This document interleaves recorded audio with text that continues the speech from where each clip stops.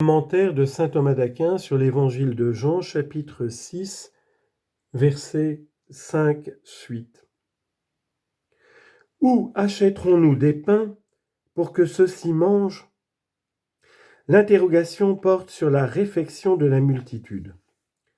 Le Seigneur suppose un fait et cherche autre chose. Il suppose quelque indigence parce qu'il n'avait pas de quoi donner la nourriture à une telle multitude. Il cherche alors comment la trouver lorsqu'il dit « Où achèterons-nous des pains ?» Il faut remarquer ici que tout docteur a le devoir de faire paître spirituellement la foule qui vient à lui. Et puisqu'aucun homme ne possède de son propre fonds de quoi la faire paître, ainsi il doit l'acquérir auprès d'un autre par le labeur de l'étude et l'assiduité à la prière. Vous qui n'avez pas d'argent, dit le Seigneur en Isaïe, venez. Et il continue, pourquoi dépensez-vous votre argent, c'est-à-dire votre éloquence, non pas pour des pains, c'est-à-dire la sagesse véritable qui restaure, sagesse dont l'ecclésiastique dit, citation, « Il la nourrit du pain de la vie et de l'intelligence, non pas pour des pains donc, et pourquoi dilapidez-vous votre travail pour ce qui ne rassasie pas ?» Isaïe, chapitre 55, versets 1 et 2, Siracide, chapitre 15, verset 3. En apprenant ce qui ne rassasie pas, mais vide plutôt. Or, il disait cela pour le tenter, car lui savait ce qu'il devait faire. L'évangéliste dévoile par là l'intention de celui qui interroge, et supprimant une incertitude, il en fait apparaître une autre.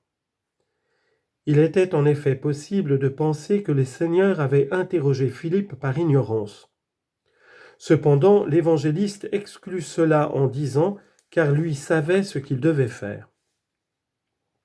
Mais puisque tenter semble être aussi le fait d'un ignorant, c'est en effet provoquer ce dont on tirera expérience, il apparaît que l'évangéliste conduit à une autre incertitude lorsqu'il dit « pour le tenter ».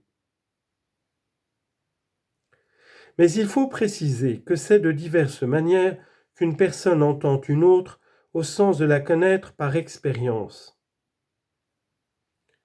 L'homme tente d'une certaine manière pour apprendre, le diable d'une autre pour tromper. Citation, « Votre adversaire le diable, comme un lion rugissant, rôde, cherchant qui dévorer. » 1 Pierre, chapitre 5, verset 8. Mais Dieu et le Christ ne tentent ni pour apprendre, parce qu'il est celui qui scrute les cœurs et les reins. Psaume 7, verset 10, Jérémie 11, 20, Apocalypse 2, 23. Ni pour tromper, car Dieu ne tente personne, comme le dit l'épître de Jacques, chapitre 1, verset 13. S'il tente, c'est pour donner aux autres une connaissance d'expérience sur celui qui est tenté.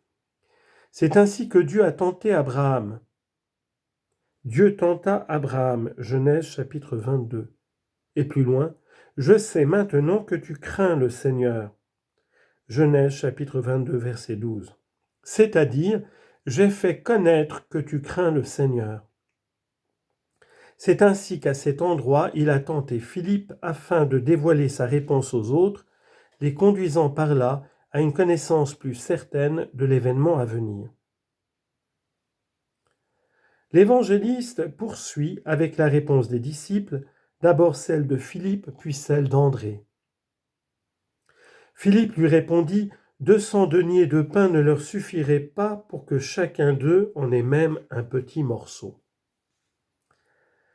À propos de la réponse de Philippe, il faut savoir que Philippe était par rapport aux autres plus lent et moins subtil, et que de ce fait il interrogeait le Seigneur plus souvent que les autres.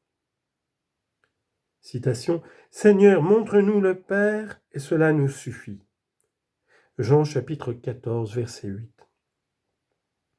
Mais, dans l'interrogation de ces deux disciples, prise au sens littéral, André était mieux disposé que Philippe, qui semble n'avoir aucune ouverture ou disposition à l'accomplissement du miracle. C'est pour cela qu'il envisage cette manière dont tous les hommes auraient pu en nourrir d'autres, c'est-à-dire par l'argent, lorsqu'il dit « 200 deniers de pain ne leur suffiraient pas ». Or, nous ne les possédons pas, et à cause de cela, nous ne pourrons pas leur donner à manger. Cela nous dévoile la pauvreté du Christ, il n'avait même pas 200 deniers.